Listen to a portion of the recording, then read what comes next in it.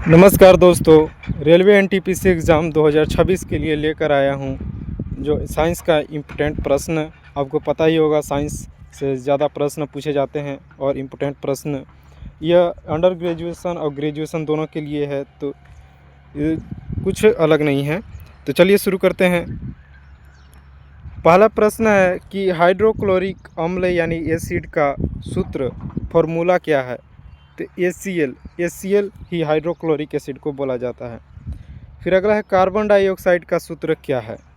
तो carbon dioxide का formula होगा CO2। मोनोऑक्साइड पूछ देगा तो CO केवल होगा, याद रखिएगा।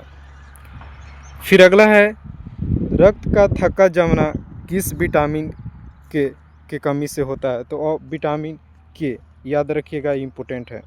फिर है अंधत्व कि किस यानी अंधा होना किस विटामिन की कमी से होता है? तो विटामिन ए की कमी से लोग अंधे होते हैं, याद रखिएगा। फिर अगला है मनुष्य का सामान्य हृदय धड़कन क्या होती है?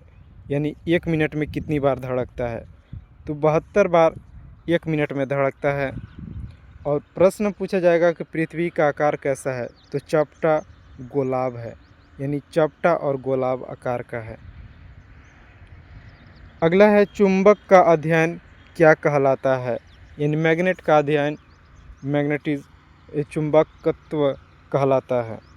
फिर है पौधों में जड़ों का काम क्या होता है? तो यह पानी व खनिजों का अवशोषण कर, यानी मिट्टी के थ्रू जो वहाँ पानी जाता है तो वो पानी और खनिजों का अवशोष करता है और पूरे पार्ट तक पहुँचाता है। यही काम है पौधे के जड़ों का। फिर अगला है लोहे में जंग लगती है कि उसका कारण क्या है? तो ऑक्सीजन और नमी से मिलकर जंग लगता है। अगर कोई लोहे को बाहर रख दीजिएगा, उस पर ऑक्सीजन और नमी यानी हल्के हल्के पानी होगा तो कुछ दिन बाद धूप लगेगा, उसमें जंग लग जाएगा। फिर अगला है हाइड्रोजन गैस का संवाद यानी गंध कैसा होता है? तो संवाद रंगहीन व गंधहीन, यानी इसका संवाद रंगहीन होता है, यानी रंग नहीं होता है, और गंधहीन यानी गंध भी नहीं होता है हाइड्रोजन गैस का। यह बहुत इम्पोर्टेंट है, इससे प्रश्न बनता है। फिर अगला है प्रकृति यानी पृथ्वी का प्राकृतिक उपग्रह कौन सा है? नेचुरल जो उपग्रह है वह है चंद्रमा, यह सबको पता होगा। अगला है सूर्य के सबसे निकट ग्रह कौन सा है? इससे प्रश्न पूछा जाता है। तो सूर्य से निकट ग्रह है बुध, याद रखिएगा, इम्पोर्टेंट है। अगला है लाल ग्रह किसे कहा जाता है? तो मंगल ग्रह को लाल ग्रह कहा जाता है। फिर है ध्वनि किस माध्यम से तेज चलती है? तो ध्वनि ठोस माध्यम से तेजी चलती है। फिर अगला है बिजली की एसआई इकाई यानी एसआई यूनिट क्या होती है? तो एम्पियर, ए से डिनोट किया जाता है। एम्पियर में बिजली का एसआई यूनिट मेजर किया जाता है। फिर है ऊर्जा, एनर्जी का एसआई यूनिट क्या है? तो जूल, जे से डिनोट किया जाता है। जूल ऊर्जा का एसआई यूनिट है। फिर अगला है बल यानी फोर्स का एसआई यूनिट क्या है? तो न्यूटन, एन से डिनोट किया जाता है। अगला है तापमान यानी टेम्परेचर का मापने वाला यंत्र इंस्ट्रूमेंट को क्या कहते हैं? तो थर्मामीटर, याद रखिएगा, थर्मामीटर कहते हैं। फिर अगला है रक्तचाप का यंत्र क्या कहलाता है? यानी रक्त को मेजर करने के लिए कौन सा यंत्र यूज किया जाता है? तो वह है स्फिग्मोमैनोमीटर। यह इम्पोर्टेंट प्रश्न है। अगला है फेफड़ों में सांस लेने की प्रक्रिया को क्या कहलाती है? तो जो फेफड़ों से सांस लेने वाली प्रक्रिया को श्वसन की प्रक्रिया कहलाता है। अगला है मनुष्य के शरीर में रक्त संचार कौन करता है? तो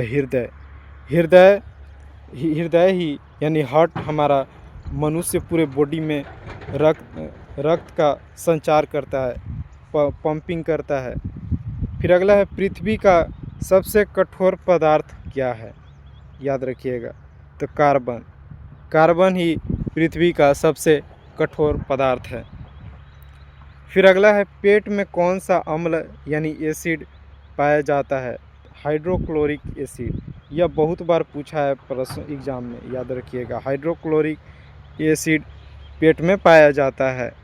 फिर अगला है, बिजली के बल्ब में कौन सी गैस भरी यानी उसमें डाली जाती है, भरी जाती है? तो सही उत्तर होगा आर्गन। यह बहुत इम्पोर्टेंट है, इससे बहुत बार प्रश्न पूछा गया है कि बिजली के बल्ब में कौन सा गैस भरा जाता है, तो आर्गन गैस। फिर अगला है, पौधों में किस हिस्से से गैसों का आदान प्रदान होता है? तो रंध्र, जिसको अस्टोमाटा बोलते हैं इंग्लिश में, हिंदी में रंध्र, तो अस्टोमाटा याद रखिएगा, इजी रहेगा। अस्टोमाटा से ही पौधे गैसों का आदान प्रदान होता है, यानी कार्बन डाइऑक्साइड एब्जॉर्ब करता है और ऑक्सीजन हमें छोड़ता है और हम कंज्यूम करते हैं ऑक्सीजन। यह इम्पोर्टेंट है। फिर अगला है, सूर्य से आने वाली ऊर्जा किस रूप में होती है?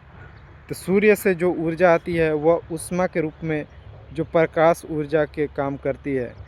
और प्रश्न पूछा जाएगा कि सूर्य की किरणों से मिलने वाली विटामिन कौन सा है? तो विटामिन डी मिलता है सूर्य की ऊष्मा किरणों से।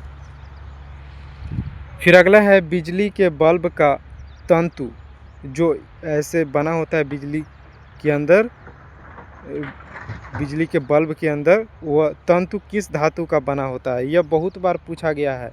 जो अंदर गैस कौन पाया जाता है और टंगस्टन जो धातु बना है अंदर, जो जलता है, ग्लो करता है, वह किससे बना है? यह दोनों प्रश्न बहुत इम्पोर्टेंट है, क्योंकि बहुत बार पूछा गया है। तो बिजली के बल्ब के जो अंदर तंतु होता है वह टंगस्टन धातु से बना होता है, याद रखिएगा, टंगस्टन मेटल के द्वारा बना जाता है। और गैस कौन सा पाया जाता है बल्ब के अंदर?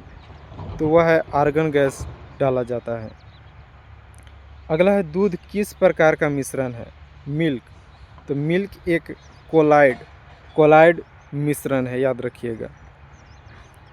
अगला है, श्वेत रक्त यानी वाइट ब्लड सेल, जिसको WBC भी कहते हैं, श्वेत रक्त कणिकाओं का कार्य क्या होता है? तो WBC का कार्य होता है रोग प्रतिरोध, यानी जो रोग होता है उनसे बचाना ही WBC का काम होता है।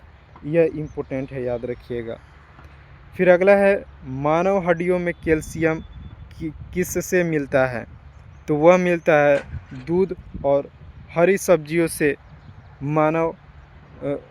मानव हड्डियों में कैल्शियम की भरपाई की जाती है दूध और हरी सब्जियों से, इम्पोर्टेंट है। फिर अगला है, प्रकाश की गति सबसे अधिक कहाँ होती है? तो निर्वात में प्रकाश की गति सबसे अधिक होती है। अगला है, निर्वात यानी निकलते वक्त में, याद रखिएगा। फिर अगला है, मनुष्य का हृदय कितने कक्षों का होता है, यानी कितने पार्ट में बटा होता है? तो वह है 4 आपका हृदय कक्षों में यानी पार्ट में होता है। यह इम्पोर्टेंट है। अगला है, विटामिन सी की कमी से कौन सा रोग होता है? तो विटामिन सी, प्रश्न पूछा जाएगा कि अस्काव किस विटामिन की कमी से होता है? तो विटामिन सी की कमी से होता है अस्काव रोग। फिर अगला है, भोजन का पाचन मुख्यतः कहाँ होता है? तो यह तो इजी है, छोटी आंत में। देखिए, एक बिग इंस्टेटाइन होता है, एक स्मॉल इंस्टेटाइन होता है। जिसको छोटी आंत बोलते हैं वो स्मॉल इंस्टेटाइन बोलते हैं। इस छोटी आंत में ही भोजन का मुख्यतः पाचन होते हैं। कितने कंफ्यूज हो जाते हैं और उत्तर गलत करके आते हैं। तो छोटी आंत में भोजन का पाचन मुख्य रूप से होता है। यह बहुत इम्पोर्टेंट प्रश्न है। फिर अगला है, रक्त का लाल रंग किससे होता है? तो हीमोग्लोबिन के कारण रक्त का लाल रंग होता है। यह बहुत बार पूछा गया है। अगला है, ताप की SI यूनिट क्या है? तो उसका एसआई यूनिट होगा केल्विन, जिसको के से डिनोट किया जाता है। तो केल्विन में मेजर किया जाता है ताप। अगला है वजन की इकाई यानी एसआई यूनिट क्या है? किलोग्राम वजन वेट का एसआई यूनिट है। फिर अगला है पौधों में भोजन बनने की प्रक्रिया को क्या कहा जाता है? तो प्रकाश संश्लेषण कहा जाता है। इंग्लिश में फोटोसिंथेसिस कहा जाता है। यह प्रश्न पूछा जाता है, याद रखिएगा। क्या चीज़? पौधों में भोजन बनने की प्रक्रिया प्रकाश संश्लेषण कहता है, यानी फोटोसिंथेसिस। अगला है परमाणु केंद्र क्या कहलाता है? तो नाभिक। नाभिक को ही परमाणु केंद्र कहा जाता है। अगला है पृथ्वी को सूरज की परिक्रमा करने में कितना समय लगता है? तो 365 दिन, यानी 365 को ही तो एक साल कहते हैं, और लीप ईयर में 366 दिन लगता है। तो पृथ्वी को सूरज की परिक्रमा करने में 365 दिन लगता है, याद रखिएगा। अगला है दही जमाने में कौन सा जीवाणु कार्य करता है? यह बहुत इम्पोर्टेंट है क्योंकि इससे प्रश्न पूछा जाता है, खासकर ग्रुप डी में यह बहुत बार पूछा गया है।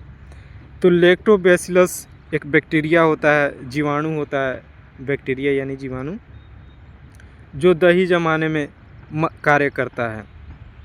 फिर अगला है सबसे हल्की गैस, सबसे हल्का जो गैस है वो कौन है? तो वह है हाइड्रोजन, याद रखिएगा। फिर अगला है सूर्य किस प्रकार का तारा है?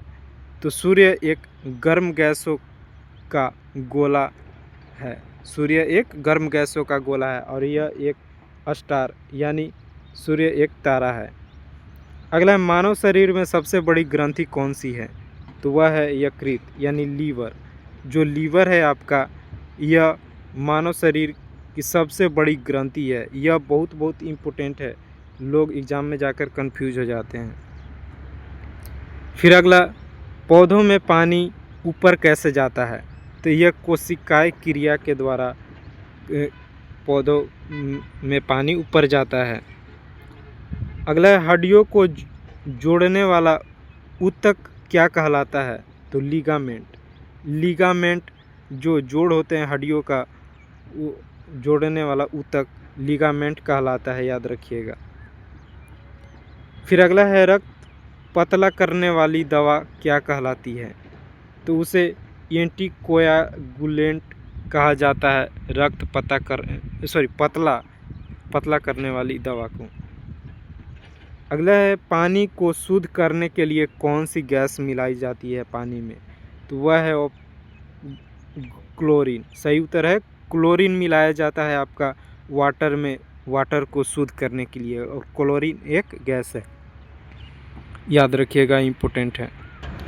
अगला प्रश्न है एलपीजी का मुख्य घटक यानी जो उसके पार्ट है कौन है? तो प्रोपेन एंड ब्यूटेन ही मिलके एलपीजी बनाते हैं, यानी घटक हैं उनके। तो घटक हैं प्रोपेन और ब्यूटेन एलपीजी का, याद रखिएगा, इम्पोर्टेंट है। और CO2 यानी कार्बन डाइऑक्साइड का उपयोग कहाँ होता है? तो इसका उपयोग होता है आग बुझाने में, याद रखिएगा, आग बुझाने में। और CO2 कार्बन डाइऑक्साइड कौन कंज्यूम करता है? तो यह प्लांट बॉडीज़ यानी पत्ते कंज्यूम करते हैं और ऑक्सीजन रिलीज करते हैं। अगला है पानी का उबाल बिंदु क्या है, यानी कितने डिग्री सेल्सियस पर पानी उबलता है? तो 100 डिग्री सेल्सियस पर पानी उबलने लगता है। अगर 100 डिग्री सेल्सियस गर्म कुछ भी चीज़ होगा तो वहाँ पे उबलना शुरू कर देगा वाटर। और पानी का जमाव यानी जमने लगता है, बर्फ़ बनने लगता है, तो वह 0 डिग्री सेल्सियस पर जब तापमान जाता है तो पानी जमने लगता है। अगला है न्यूटन ने क्या खोजा है? तो उसने ग्रेविटेशन गुरुत्वाकर्षण का खोज किया है न्यूटन ने, और इसने 3 लॉ दिया था जो आपको याद होना चाहिए। अगला है पौधों में हरा रंग किससे होता है? तो जो पौधे में जो पत्तियां का हरा रंग होता है, यहाँ पे पौधों में नहीं, पौधे के पत्तियों में हरा रंग, यह क्लोरोफिल के कारण होता है। पत्तियों में क्लोरोफिल पाया जाता है, इसी कारण उनके पति हारा होते हैं। इससे प्रश्न बहुत बार पूछा गया है, याद रखिएगा। फिर अगला है पेनिसिलिन की खोज किसने की थी। यह बहुत इम्पोर्टेंट है। पेनिसिलिन की खोज अलेक्जेंडर फ्लेमिंग के द्वारा किया गया था। याद, पेनिसिलिन किस में मदद करती है, ये आप बताइएगा कमेंट में। अगला है गैस से द्रव्य बनाने की प्रक्रिया को क्या कहा जाता है। तो संघनन कहा जाता है, जब गैस से लिक्विड के फॉर्म में द्रव्य यानी लिक्विड में जाता है। अगला है रक्त का तरल भाग क्या कहलाता है, यानी लिक्विड पार्ट। तो उसे प्लाज्मा कहते हैं, तरल भाग को। अगला है सामान्य शरीर का तापमान कितना होता है। तो जो मनुष्य का जो सामान्य ह्यूमन टेम्परेचर है बॉडी का, वह 37 डिग्री सेल्सियस पर होता है। इससे आगे पीछे होता है तो बैलेंस बिगड़ता है बॉडी का। फिर अगला है मनुष्य की आँख का रंगीन भाग क्या कहलाता है। जो आँख का रंगीन भाग है उसे आइरिस कहते हैं। आइरिस ही रंगीन भाग है मनुष्य के आँख का, इम्पोर्टेंट है। फिर है बिजली का आविष्कार किसने किया। तो वह है बेंजामिन फ्रैंकलिन के द्वारा, इम्पोर्टेंट है। बिजली का आविष्कार बेंजामिन फ्रैंकलिन ने किया है। फिर अगला है पानी का रासायनिक सूत्र यानी वाटर का केमिकल फार्मूला क्या है। तो यहाँ पे H2O हो जाए, यानी हाइड्रोजन और ऑक्सीजन मिलके वाटर बनाते हैं। यह गलत दिया है। H2O वाटर का रासायनिक सूत्र है। अगला है मनुष्य श्वास यानी सांस में कौन सी गैस लेता है। जो जब सांस लेता है तो बहुत सारे गैस जाते हैं, लेकिन जो हमें जो आवश्यक और ज़्यादा जाता है वह ऑक्सीजन जाता है, जिससे हम सांस ले पाते हैं। अगला है मलेरिया किससे होता है। तो यह मच्छर की काटने से मलेरिया फैलता है, याद रखिएगा। फिर अगला दूध में पाई जाने वाली प्रमुख शर्करा कौन सा है। तो लैक्टोज, यानी कौन सा शुगर दूध में पाया जाता है। तो लैक्टोज पाया जाता है, याद रखिएगा। फिर अगला है लाल रक्त कणिकाओं में कौन सा धातु तत्व पाया जाता है। तो iron. Iron red blood cell में पाया जाता है। किन्हीं को पता होगा कि आयरन की कितनी गोलियां लेते हैं रेड, तो उनसे ब्लड में कमी, खून की कमी होती है, तो आयरन की गोलियां लेते हैं कितने। शरीर का नियंत्रण केंद्र क्या है। तो मस्तिष्क, यानी ब्रेन ही हमारा शरीर का नियंत्रण कार्य है, यही नियंत्रण करता है। फिर अगला है मानव शरीर में कुल कितनी हड्डियां होती हैं। तो 206 आपको जनरल बात है, एक सामान्य मनुष्य में 206 हड्डियां होती हैं। फिर अगला है कोशिका का अध्ययन क्या कहलाता है।